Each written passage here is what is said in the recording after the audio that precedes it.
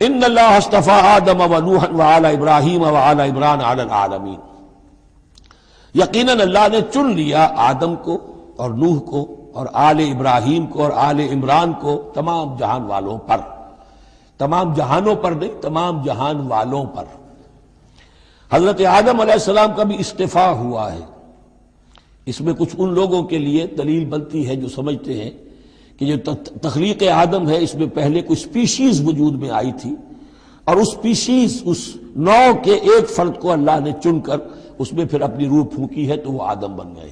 تو وہ بھی سلیکٹڈ تھے۔ استفاء کے معنی ہوتا ہے کسی میں سے چن لینا، بہرحال ایک عام معنی بھی ہو جاتے ہیں، پسند کر لینے کے معنی بھی ہو سکتے ہیں۔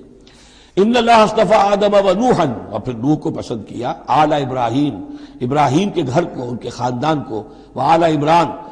عمران جو ہے بنی اسرائیل کی تاریخ میں دو عظیم شخصیتوں کے نام ہیں، ایک تو حضرت موسیٰ کے والد کا نام بھی عمران تھا،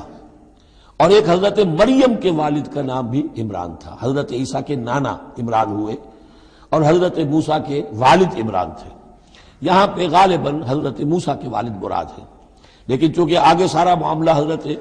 مریم کا آ رہا ہے تو شاید عین ممکن ہے کہ یہاں پر اشارہ ان کے نانا کی طرف۔